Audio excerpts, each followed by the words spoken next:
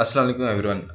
आज का जो हमारा टॉपिक है वो है dual simplex method with artificial constant. ये लास्ट टॉपिक है चैप्टर 4 का। और ये जो टॉपिक है विद आर्टिफिशियल कांस्टेंट वाला, इसका कंटेंट आपको बुक में नहीं मिलेगा। जो बुक पब्लिश की हुई है जिस तरह से हम कर रहे हैं उसके अंदर ना इसके बारे में कोई डिस्कस नहीं किया हुआ। डिस्कशन इसके बारे में आपको नहीं मिलेगी कि dual simplex method with artificial constant, लेकिन इसके रिलेटेड क्वेश्चन उन्होंने एक्सरसाइज में दिए हुए हैं। ये पता नहीं अब उन्होंने क्या किया हुआ है। खैर, तो स्टार्ट करते हैं। तो ये एक्सरसाइज का क्वेश्चन नंबर है 4.38 का पार्ट बी। तो मैक्सिमाइजेशन का ऑब्जेक्टिव फंक्शन उसने दिया हुआ है x1 - 3x2। और हमें ये सारी कांस्टेंट दे दी गई हैं और ये बता दिया गया कि x1 x2 हमारे पास नॉन नेगेटिव है। अब हमने क्या, ये हमारे पास क्वेश्चन है। अब हमने इसको क्या करना है कि इसको हमने सॉल्व करना है, डुअल सिम्प्लेक्स मेथड लगाना है। क्या होता था प्रीवियस लेक्चर्स में आप करके हैं तो आपको पता होगा कि डुअल सिम्प्लेक्स मेथड में हम करते थे सारी constant less than equal to में लेके जानी है। अगर कोई ग्रेटर देन है ओ या इक्वल टू कांस्टेंट आ रही है, ग्रेटर देन इक्वल टू वाली आ रही है, तो उन सब को हमने लेस देन में लेके जाना होता था। वो किस तरीके से लेके जाते थे, अगर ग्रेटर देन इक्वल टू वाली है तो उस इक्वेशन को पूरी को माइनस से मल्टीप्लाई कर देते थे तो वो लेस देन इक्वल टू में हो जाती थी। और अगर इक्वल टू वाला केस होता था उसमें मैंने कहा था कि जब इक्वल टू वाला केस आए तो आपने उस इक्वेशन को दो पार्ट्स में स्प्लिट कर देना, यानी कि एक बार आपने ग्रेटर देन इक्वल टू के साथ लिखनी है कांस्टेंट और एक बार लेस देन इक्वल टू के साथ लिखनी है। और जो ग्रेटर देन वाली होगी उसको आपने माइनस से मल्टीप्लाई कर देना, वो लेस देन इक्वल टू में कन्वर्ट हो जाएगी। तो इसमें क्या क्या चीज़ है। और उस टाइम मैंने कहा था कि वो आपको कहेगा कि डुअल सिम्प्लेक्स मेथड लगाएं और आर्टिफिशियल कांस्टेंट आपने यूज़ नहीं करना या आर्टिफिशियल वेरिएबल्स यूज़ नहीं करने, उसको जो लास्ट लेक्चर्स में प्रीवियस लेक्चर में कराता हुआ है। अब यहाँ पे जो क्वेश्चन आएगा ना वो इस तरीके से आएगा कि आपने डुअल सिम्प्लेक्स मेथड से सॉल्व करना है, लेकिन इसके अंदर आर्टिफिशियल कांस्टेंट आपने यूज़ करनी ही करनी है। जो प्रीवियस मैंने मेथड कराया था उसके अंदर आर्टिफिशियल कांस्टेंट नहीं यूज़ करनी थी, उसके अंदर का मेंशन होगा। तो यहाँ से आपको पता चल जाएगा कि कौन सा मेथड आपने लगाना है। तो ये उससे थोड़ा सा डिफरेंट है, मतलब कि थोड़ा सा ये है बस मैथ वो मॉडल वगैरह बनाने में और टेबल की फर्स्ट आइटेशन उसके बाद सेम टू सेम वही है।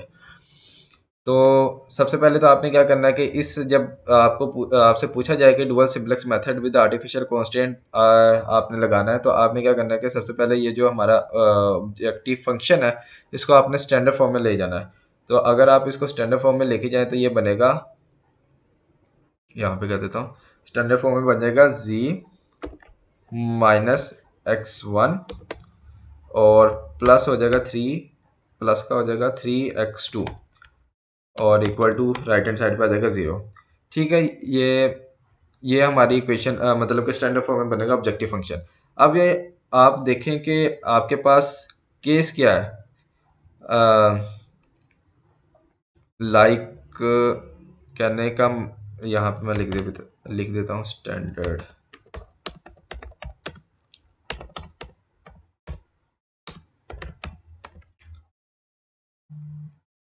ओबीजे आना था, यहाँ पे डी आना था, यहाँ पे एम आना था। तो यह है हमारी standard form of objective function z - x1 + 3x2 = 0। तो आपने देखना कि केस कौन सा, मैक्सिमाइजेशन का या मिनिमाइजेशन का। अब यहाँ पे केस है मैक्सिमाइजेशन का। अब आपको पता होगा कि जब आप टेबल जो आप सिंप्लेक्स मेथड लगाते थे टेबुलर फॉर्म वाला, आप याद करेंगे जो प्लेलिस्ट के शुरू में कोई छठा लेक्चर होगा या सातवां लेक्चर होगा जिसमें डुअल कह रहा हूँ सिंप्लेक्स मेथड था। हमने टेबुलर फॉर्म जो क्वेश्चन किए थे, तो उसमें क्या वहाँ से याद रख लेंगे या अभी मैं बता रहा हूँ वो चीज़ याद रख लें, बात एक ही है दोनों का। वो मैं वैसे ही आपको रेफरेंस दे रहा हूँ कि उस वही लेक्चर वाला अगर आप चीज़ें याद रखें ना, तो क्योंकि इसमें सारी चीज़ें प्रीवियस वाली ही यूज़ होंगी। लाइक आप कहीं मैथ में ऐसे ही होता है कि आपके पास ये नहीं कि आपने मिड वन पढ़ लिया तो उसके अंदर जो ट्रिक्स थी वो और जो उसमें चीज़ें यूज़ हो रही थी वो आपका मिड टू वाले कंटेंट में नहीं होगी। तो ये सारे मिलते जुलते ही होते हैं आपस में। तो वो बात ये थी कि भजन अगर आपके पास ऑब्जेक्टिव फंक्शन मैक्सिमाइजेशन का है ना, तो आपकी जो जी वाली रो बनती थी, लाइक ये देखेंगे अगर आप टेबल बनाते थे जब, जब आप टेबुलर फॉर्म में लेके जाते थे इसको। और तो फिर आपने क्या सिलेक्शन करनी होती थी कि ऑप्टिमल कब होता था? ऑप्टिमल उस टाइम होता था कि जब आपके पास जी एक मैक्सिमाइजेशन के केस में ज़ीरोज़ आ जाएँ या पॉजिटिव वैल्यूज़ हैं, मतलब कि नॉन नेगेटिव वैल्यूज़ आ जाएँ। 0 या मतलब कि 3, 1 पॉजिटिव नेगेटिव वैल्यू ना हो, तो तब हम कहेंगे कि भैया हमारा ये जो टेबल है ये ऑप्टिमल है। और और अगर इसका मतलब नेगेटिव वैल्यू आ रही है, इसका मतलब ऑप्टिमल नहीं है, क्योंकि मैक्सिमाइजेशन का केस है।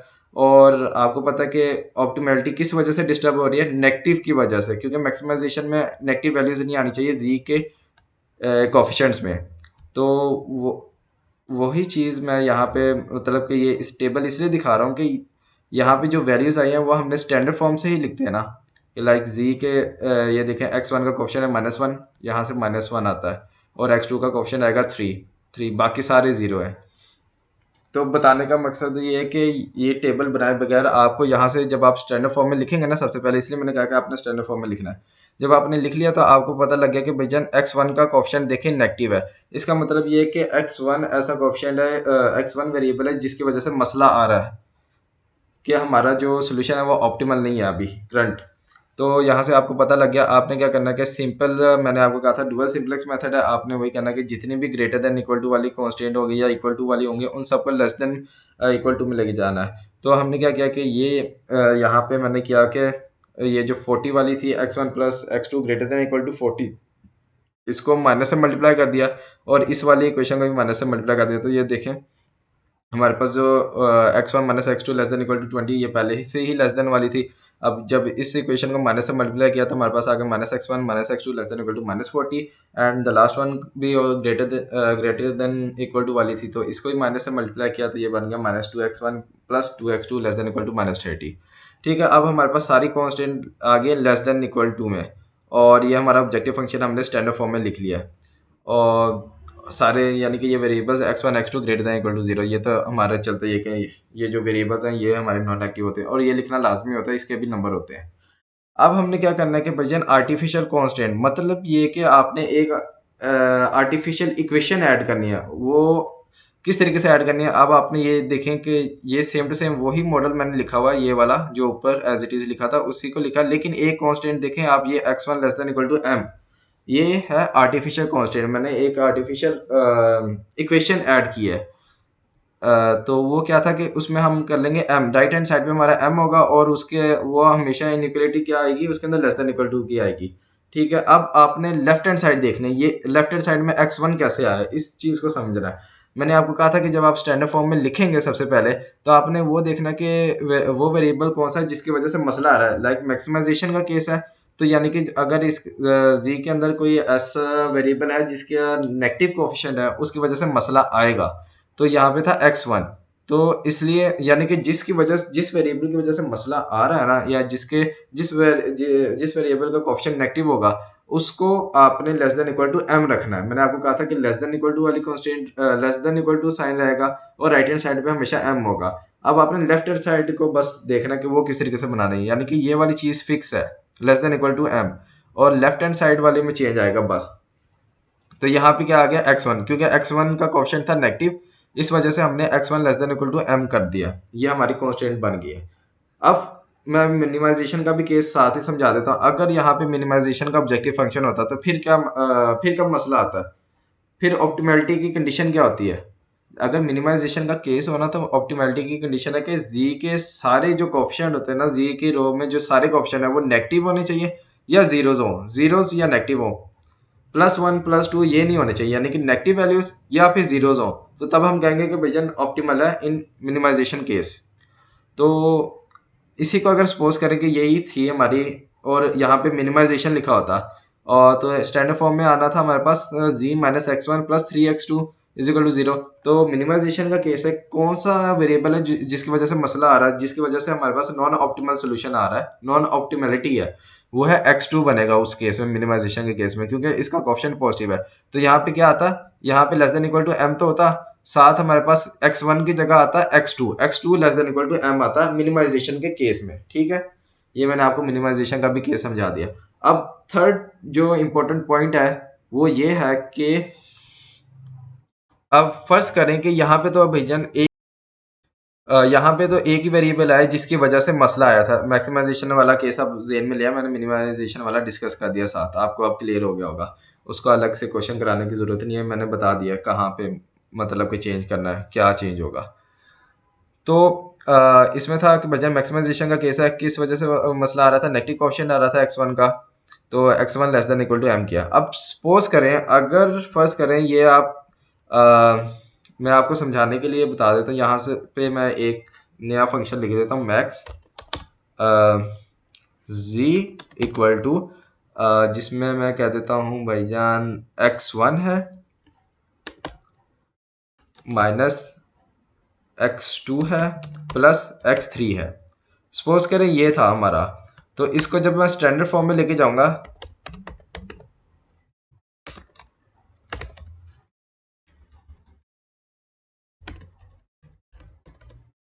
स्टैंडर्ड फॉर्म में जब मैं इसको लिखूंगा ऑब्जेक्टिव फंक्शन को, तो वो बनेगा मेरा z minus x1 plus x2 minus x3, ठीक है, और इक्वल टू आ जाएगा 0। अब ये देखें, तो अब आप इसमें देखेंगे जब इस तरह का केस आएगा, यानी कि एक, अब ये देखें कि मैक्सिमाइजेशन का केस था, मसला क्या कर रहा है, x1 मसला कर रहा है, x3 मसला कर रहा है, क्योंकि दोनों के कोएफिशिएंट क्या है, नेगेटिव है। तो यानी कि अब एक से ज्यादा वेरिएबल हो गए, यानी कि एक का तो आपको समझ आ गया कि भजन एक वेरिएबल था, आपने उसको क्या कर दिया, x1 less than equal to m कर दिया। अगर आप फर्ज करें दो वेरिएबल्स आ गए, तीन आ गए, चार आ गए, या जितने भी वेरिएबल्स आ गए, उसमें आपने क्या करना, उसमें आपने सिंपल, आपने घबराना नहीं, क्या करना है, मैंने आपको कहा था कि भाईजान ये जो थी अपना लेस देन इक्वल टू वाली जो बात थी, less than equal to m, ये सेम रहेगी, राइट हैंड साइड और साइन हमारा सेम रहेगा, लेफ्ट हैंड साइड में फर्क आता है। अब जिस तरह यानी कि दो वेरिएबल्स मसला करें, आपने क्या करना है, इन x1 और x3 दोनों के कोएफिशिएंट नेगेटिव थे, दोनों दो वेरिएबल मसला करें, आपने क्या करना, सिंपल इनको सम करके लेस देन कर देना, यानी कि x1 plus x3 less than equal to m, ये कर देना। अगर तीन वेरिएबल मसला करे तो उन तीनों का सम करके less than equal to m कर देना। एक वेरिएबल है तो एक variable less than equal to m आ गया। अगर दो वेरिएबल्स मसला कर रहे हैं, जिस तरह इसमें था, मैंने एग्जांपल लिया, माइनस x1 था और माइनस x3 था, दोनों के कोएफिशिएंट नेगेटिव थे, दोनों की वजह से मसला आ रहा था ऑप्टिमैलिटी में। तो हमने क्या करना, दोनों का sum x1 plus x3 less than equal to m कर देना। तो ये हमारे पास आर्टिफिशियल कांस्टेंट बनेगा इस केस में। तो ये मैंने केस डिस्कस कर दिया, सारे पॉइंट्स डिस्कस कर दिए कि क्या क्या जो प्रॉब्लम्स आती हैं बच्चों को, कि वो मैं अगर ये वाला सीधा सीधा करा देता सवाल, तो उन्होंने कहना था ये तो एक वेरिएबल था, और जब दो वेरिएबल आने थे या तीन वेरिएबल्स के साथ मसला आना था, तो बेजान उन्होंने फंस जाना था। इसलिए मैंने साथ साथ ये चीज़ें डिस्कस कर दी। तो आप ये देखेंगे आपके पास ये आपने एक वापस क्वेश्चन पे आते हैं कि भजन मैंने कहा था कि जब आप लेस देन इक्वल टू में सारी कांस्टेंट कन्वर्ट करेंगे, उसको आपने एज इट इज लिख देना। देन हमारे पास एक न्यू आर्टिफिशियल कांस्टेंट आएगी जिसके राइट हैंड साइड में m और साइन हमारा होगा लेस देन इक्वल टू का, इनइक्वालिटी हमारी लेस देन इक्वल टू की होगी, और लेफ्ट हैंड साइड पे x1 आ रहा है, किस लिए, क्योंकि x1 का क्वेश्चन नेगेटिव था, एक वेरिएबल मसला करा था, x1 less than equal to m, x1 x2 greater than equal to 0, ये नॉन नेगेटिव। मैंने आपको कहा है कि ये हर बार लिखना होता है और इसके नंबर भी होते हैं। तो ये अब हमारे पास ये मॉडल आ गया। अब हमने इस मॉडल को सिंपली टेबल में कन्वर्ट कर देना, वही वाला टेबल है जो हम शुरू पहले दिन से करते हुए आ रहे हैं, जब से हमने चैप्टर 2 स्टार्ट किया था, सिंपलेक्स मेथड वगैरह, तब से ये टेबल आप देखते हुए आ रहे हैं। तो मुझे लगता है कि आपको कोई मसला तो नहीं होगा, आप पहली बात तो ये नहीं ये देख रहे होंगे। तो आपने सिंपल वही होता है कि हमारे पास क्या है, आपने क्या करना होता है कि जब लेस देन इक्वल टू आ गया ना, उससे पहले अब आपने क्या करना है, इन इनइक्वालिटीज को आपने इक्वेशंस में कन्वर्ट करना, यानी कि इक्वल टू में कन्वर्ट करना। किस तरीके से करते थे, वही स्लैक वेरिएबल या सरप्लस वेरिएबल या आर्टिफिशियल वेरिएबल इंट्रोड्यूस कराते थे हम, लेकिन इस क्वेश्चन में तो यानी कि आप कराते थे हम। अब जब लेस देन इक्वल टू वाली कांस्टेंट होती थी, तो सिर्फ एक ही वेरिएबल आएगा, स्लैग वेरिएबल्स इंट्रोड्यूस होते थे, मतलब स्लैग वेरिएबल, सरप्लस की जरूरत ही नहीं, वो तो तब आता था जब ग्रेटर देन इक्वल टू होता था, और आर्टिफिशियल भी तब आता है जब इक्वल टू साइन आ गया है या सरप्लस वेरिएबल यूज हुआ है। तो ठीक है, क्योंकि डुअल सिंप्लेक्स में तो हमने सारी, अगर ग्रेटर देन इक्वल टू या इक्वल टू है, तो उन सबको हमने लेस देन इक्वल टू में कन्वर्ट ही करना था, तो सिर्फ हमारा लेना देना इसमें स्लैग वेरिएबल के साथ ही होगा। तो वही क्या, एडिंग स्लैग वेरिएबल कर लिया, तो हमारे पास आ गया ये x3, यहाँ पे स्लैग है, x4 है, x5 है, और यहाँ पे x6 है, ठीक है, हमने ऐड कर दिया। स्लैग क्या होता है कि प्लस करते हैं हम। तो वो हमने कर लिया x1, ये देखें पहली इक्वेशन थी x1 minus x2 plus x3 का दे, ये हमारा स्लैग वेरिएबल इंट्रोड्यूस किया इक्वल टू 20। इसी तरीके से ये x4 आ गया, यहाँ पे ऐड हो गया माइनस 40 के बराबर हो गया, और x5 इक्वल टू माइनस 30, यानी कि पूरी equation minus 2x1 plus 2x2 plus x5 is equal to minus 30। और इसी तरीके से x1 plus x6 is equal to m। और ये सारे जितने भी वेरिएबल्स हैं x1 से लेकर x6 तक, वो सारे नॉन नेगेटिव वेरिएबल्स हैं, यानी कि ग्रेटर देन इक्वल टू 0 होंगे। अब ये आपने बना लिया, अब इसको आपने टेबल में कन्वर्ट कर देना, सिंपल।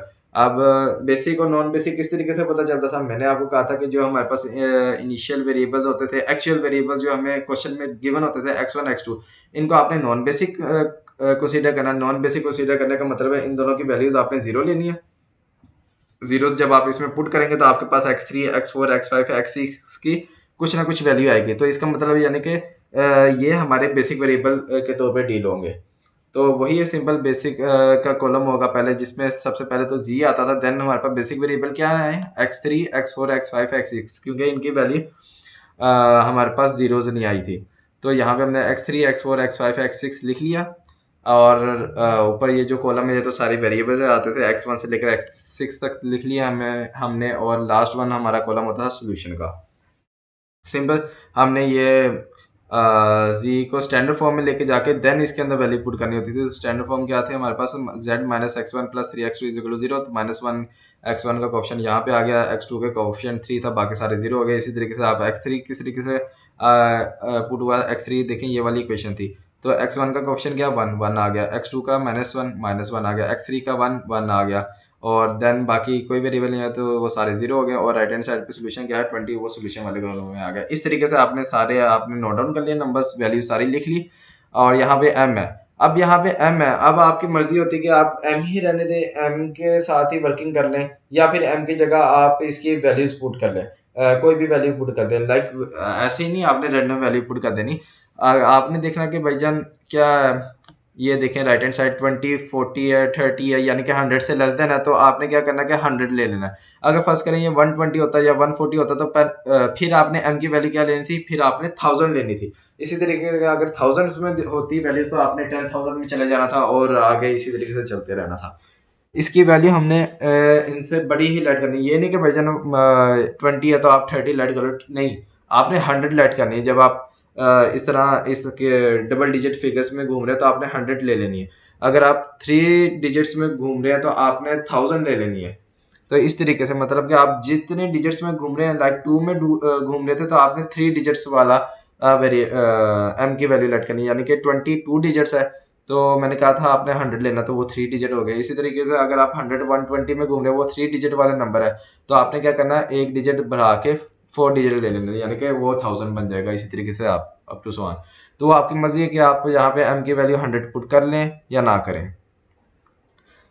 अब इसमें क्या कि सबसे पहले ना ये सिर्फ फर्स्ट आइटेशन का ही आपको समझना है, उसके बाद बाकी सारी आइटेशन वगैरह की ये जो वर्किंग है ये सारी सेम वही है, और मैं लास्ट लेक्चर्स में कराता हुआ आ रहा हूँ। बस ये पहली आइटेशन आपने समझनी है, उसके बाद आपका सॉल्व हो गया तकरीबन।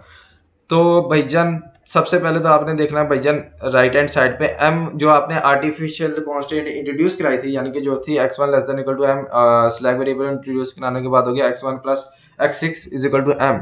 आपने इस वाले जो रो है ना, जिसके अंदर m आ रहा है, यानी कि राइट हैंड साइड में सोल्यूशन में देखें m आ रहा है, अगर आपने 100 पुट किया होगा तो 100 हुआ। आपने याद रखना कि भाईजान मैंने m की जगह 100 पुट किया था, तो बेहतर ये है कि आप m ही लेके करें, 100 ना पुट करें। अगर किसी को कैलकुलेशन में मसला है, एम से वो सेटिस्फाई नहीं है, वो घबरा जाता है एम को देख के वजह कैलकुलेशन नहीं होगी मेरे से, तो वो 100 पुट कर ले, वरना आप एम ही लेके चले तो बेहतर है। तो आपने क्या करना है कि जिसके राइट हैंड साइड पे एम होगा, या जिसने जो भी वैल्यू ली होगी 100 ली होगी इसकी जगह पे, तो वो देखेगा उसके अकॉर्डिंग। मैं एम के अकॉर्डिंग करा रहा हूँ। तो आपने देखा है कि एम है, आपने इस रो को आपने लिविंग वेरिएबल लेना, यानी कि x6, यानी कि कोरस्पॉन्डिंग इसके कौन सा वेरिएबल है x6 हमारा होगा लिविंग वेरिएबल। और ठीक है, ये हमेशा आपने याद रखना कि इसकी जो dual simplex with artificial constant है ना, उसकी पहली आइटेशन टेबल की आपने ऐसी करनी कि जो जिसके राइट हैंड सोल्यूशन में m लिखा होगा ना, उस वाली रो का जो वेरिएबल है ना वो हमारा लिविंग वेरिएबल सिलेक्ट होगा।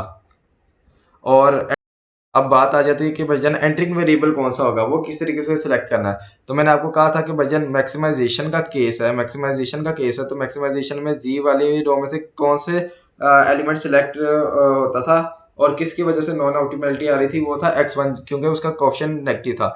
यानी कि इन अदर वर्ड्स अगर आप याद रखें तो वो ये होता था कि वजन जी मैक्सिमाइजेशन के केस में एंटिंग वेरिएबल हमारा वो होता था जिसका मोस्ट नेगेटिव वैल्यू होती थी, जिसकी मोस्ट नेगेटिव वैल्यू होती थी।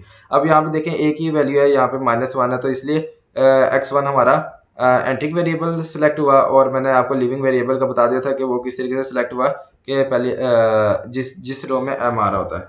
ठीक है, अब फर्ज करें कि यहाँ पे अगर x2 की वैल्यू भी नेगेटिव होती तो आपने कौन सा एंटिंग वेरिएबल लेना था, मोस्ट नेगेटिव, यानी कि -3 वाला लेना था। तो ये उम्मीद है कि ये पॉइंट क्लियर हो गया होगा। बस ये पहली आइटरेशन में मसला था कि ये, क्योंकि पिछले क्वेश्चंस वगैरह में जो वर्किंग वगैरह में कराता हुआ आ रहा हूँ उससे ये डिफरेंट थी। ये करना होता है, पहला स्टेप आपने इस तरीके से करना है, वो ये, यानी कि ये लिविंग वेरिएबल आ गया, आपको मैं समझा दिया किस तरीके से लिया, और रेंटिंग वेरिएबल आ गया। ये हमारा पिवट पिवट वैल्यू आ रही थी, पिवट कॉलम आ गया, पिवट रो आ गई। तो आपने क्या करना, पिवट एलिमेंट आ गया, हमने यहाँ पे बनाना होता था 1, बाय डिफॉल्ट यहाँ पे 1 ही है।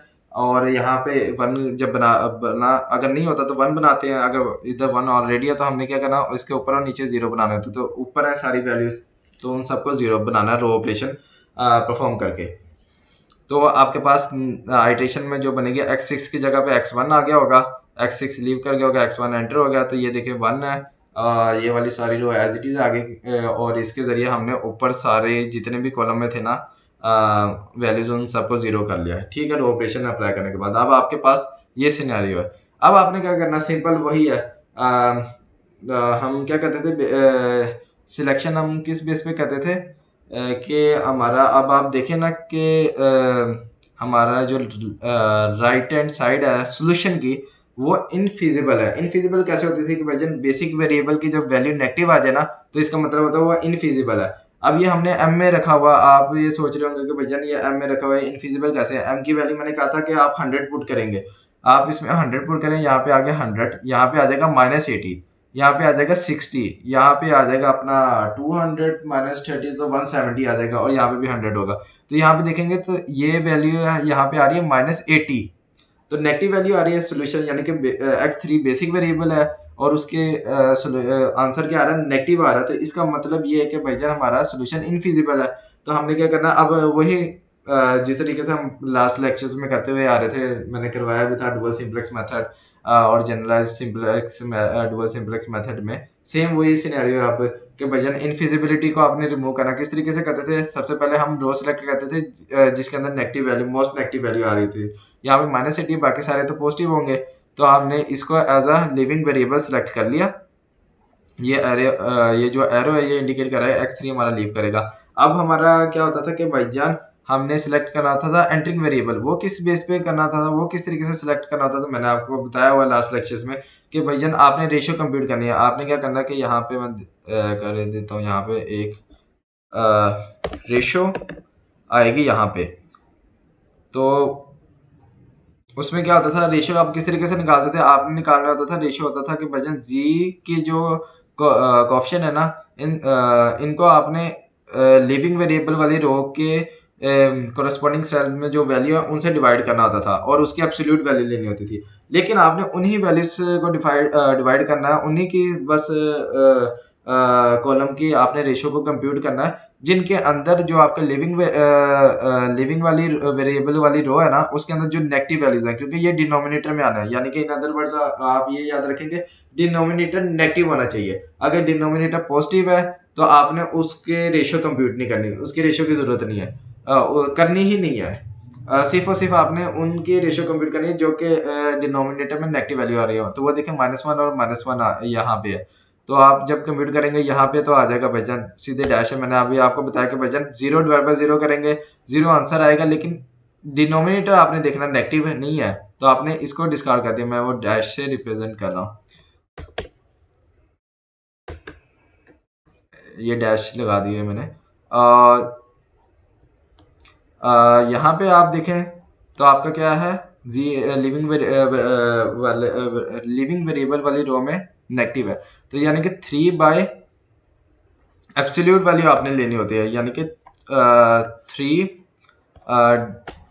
डिवाइडेड बाय आ जाएगा -1 की एब्सोल्यूट वैल्यू, तो ये बनेगा हमारे पास 3। इसका आंसर क्या आएगा? 3 आएगा। तो ये मैंने 3 लिख दिया। अगर ये मैंने आपको बात बताई थी कि यानी कि 0 डिवाइड बाय 1 करेंगे, ये तो डिनोमिनेटर पॉजिटिव है, इसको हम डिस्कार्ड कर देंगे, ये भी डिस्कार्ड हो जाएगा, इसी तरह ये भी डिस्कार्ड हो, ये वाली यहाँ पे डिनोमिनेटर माइनस आएगा, तो यहाँ पे क्या आएगा? एब्सोल्यूट वैल्यू 1 डिवाइडेड बाय -1 की absolute value which is equal to 1। तो ये हमारे पास रेशियो कंप्यूट होगी। ठीक है, अब हमने इन दोनों में से कौन सी लेनी होती है, यानी कि जो जितनी भी है उसमें से हमने मिनिमम वैल्यू लेनी होती थी, तो मिनिमम है हमारे पास 1 वाली, तो इस वजह से हमारा जो मिनिमम वाला वैल्यू है ना, वो हमारा मिनिमम रेशियो जिसमें होगी ना, absolute value of minimum, absolute ratio में मिनिमम वैल्यू, क्योंकि एब्सोल्यूट वैल्यू ली है ना, तो उसमें जो मिनिमम है इन दोनों में से क्या 3 और 1 में से 1 मिनिमम है, तो वो उसके कोरस्पोंडिंग जो कॉलम है ना, वो हमारा एंटरिंग पिवट कॉलम के तौर पे डील होगा। तो इसमें क्या है, x6 बन रहा है, तो x6 हमारा एंटर होगा और x3 हमारा लीव कर जाएगा। इस तरीके से हम जब नेक्स्ट आइटरेशन करेंगे तो हमारा ये देखेंगे x3 की जगह पे x6 आ गया, और हमने क्या करना होता था भाईजान, ये बन रहा हमारा पिवट एलिमेंट, इसको हमने 1 बनाना होता था, तो यहाँ पे है -1, तो इसको हम पूरी इक्वेशन को -1 से मल्टीप्लाई कर देंगे, तो वही यहाँ पे क्या 0 आ गया, 1 आ गया, -1 1 बन गया, तो हमने क्या करना था, इसके ऊपर और नीचे जीरोस बनाने होते थे रो ऑपरेशन अप्लाई करके, तो वही हमने यहाँ पे किया, तो हमारे पास ये सिनेरियो आ जाता है। ये आ गया, तो अब आप देखें तो वैल्यू पुट करें तो भाईजान 100 अगर इसमें पुट करें तो ये बनता है 80, ये -20 है, ये 10 है, 20, यानी कि अभी भी इनफिजिबल है, क्योंकि बेसिक वेरिएबल की वैल्यू अभी भी नेगेटिव है, इसका मतलब इनफिजिबल है। तो आपने दोबारा उसी तरीके से इसको एज अ लिविंग वेरिएबल आपने चूज कर लिया इस रो को, और वही कॉलम किस तरीके से सिलेक्ट हुआ, जिस तरीके से अभी मैंने करवाया था, रेशियो को आपने कंप्यूट करना है, जी वाली वैल्यू को ये x4 वाली वैल्यूज के कोरस्पॉन्डिंग, यानी कि 2 डिवाइड बाय -2 की एब्सोल्यूट वैल्यू 1, और इसके अलावा कोई रेशियो कंप्यूट नहीं होगी क्योंकि सारी पॉजिटिव वैल्यूज हैं। तो यहाँ पे 1 है, एक ही वैल्यू है, तो यही हमारा एंटिंग वेरिएबल के तौर पे चूज होगा। तो सिलेक्शन जब होगी, x2 हमारा एंटिंग वेरिएबल है, x4 हमारा लिविंग वेरिएबल, नेक्स्ट आइटरेशन में वही है, x4 की जगह x2, बाकी सारी कंपटीशन इस तरीके से की है। अब आप देखें राइट हैंड साइड, तो m की जगह पे आपने 100 पुट करके देखना, 0 है, यहाँ पे आ जाएगा 70, 10, 30, 30, आपने देख लिया वर्जन ये फीजिबल हो गया, यानी कि कोई भी नेगेटिव वैल्यू नहीं है, इसका मतलब हमारे इनफिजिबिलिटी खत्म हो गया, फीजिबल हो गया। अब आपने देखना कि वर्जन ये ऑप्टिमल भी है या नहीं। हमारा था मैक्सिमाइजेशन का केस, मैक्सिमाइजेशन के केस में कब मैंने कहा था रुकना होता है, ऑप्टिमल का कब पता लगता है कि जब जी के सारे जो कोफिशिएंट है वो जीरोज हो या पॉजिटिव वैल्यूज हो, यानी कि नॉन नेगेटिव वैल्यूज हो, यानी कि आप देखें 0, 0, 2, 1, 0, कोई नेगेटिव वैल्यू नहीं है, इसका मतलब हमारा ये ऑप्टिमल भी है, ये फीजिबल भी हो गया, अब ये ऑप्टिमल भी हो गया, तो हमने यहीं पे रुक जाना है। तो ये था भाईजान हमारा dual simplex method with artificial constant. ये मैंने आपको वर्किंग पहले भी करवाई हुई है, क्योंकि डुअल सिंपलेक्स में हम करते हुए आ रहे हैं। मैंने आपको कहा था सिर्फ और सिर्फ पहली आइटरेशन का डिफरेंस होता है, तो वो मैंने आपको डिटेल में समझा दी थी कि वो किस तरीके से करनी है। उसके बाद सेकंड आइटरेशन के बाद आपने सिंपल वही जो पहले आप करते हुए आ रहे हैं, सिर्फ पहली आइटरेशन आपने इस तरीके से करनी है, और मैंने आपको बता दिया था कि आर्टिफिशियल कांस्टेंट किस तरीके से ऐड होगा, इसमें किस तरह के मसले आ सकते हैं, वो सारा कुछ मैंने यहाँ पे डिस्कस कर दिया था। ये बना के भी मैंने अलग से आपको बता दिया था, एक्स्ट्रा एग्जांपल्स भी करके दिखा दी थी, और मिनिमाइजेशन का भी केस डिस्कस कर दिया था। तो उम्मीद है कि ये लेक्चर आप लोगों को समझ आया होगा। अब हमारा ये चैप्टर 4 ख़त्म हो गया। हाँ, इसके रिलेटेड इम्पोर्टेंट क्वेश्चंस हो सकता है कि मैं आगे करवाऊँ इंशाल्लाह, अगर टाइम मिला मुझे, वरना मैं चैप्टर 5 स्टार्ट कर दिया, और नेक्स्ट लेक्चर जो होगा वो चैप्टर 5 पे होगा। तो हो सकता है कि चैप्टर 5 ख़त्म करने के बाद मैं इसके रिलेटेड इंपॉर्टेंट क्वेश्चन डिस्कस करूं कि किस तरीके से पूछा जा सकते हैं, इसका क्वेश्चन किस तरीके से आ सकता है, क्योंकि आज एक और इम्पोर्टेंट चीज़ मुझे पता चली थी, तो इसका क्वेश्चन यानी कि इस तरीके से भी पूछा जा सकता है, तो वो मैं इंशाल्लाह डिस्कस करूंगा आफ्टर चैप्टर 5। तो लाजमी देखिएगा। और दूसरा ये कि आप लोग ना लाजमी हर वीडियो का ना कमेंट सेक्शन लाजमी देखा करें। अगर इन केस अगर मेरे से कोई वीडियो में गलती होगी तो मैं कमेंट सेक्शन में बता दूंगा कि भाईजान ये गलती है, और उसका जो सोल्यूशन है, उस ज़ाहिर बात है, क्योंकि जब एक बार वीडियो अपलोड हो जाए तो यूट्यूब पे तो आप उसको एडिट नहीं कर सकते, आपको दोबारा से ही वीडियो बनानी पड़ती है। तो अगर अल्लाह ना करे इन केस कोई गलती वगैरह होगी तो मैं कमेंट सेक्शन में लाजमी बता दूंगा और पिन कर दूंगा और उसके रिलेटेड वीडियो भी पोस्ट कर दूंगा। अब अब आपसे नेक्स्ट लेक्चर में मुलाकात होगी, तब तक के लिए अल्लाह हाफिज़, बाय बाय, ख्याल रखना अपना।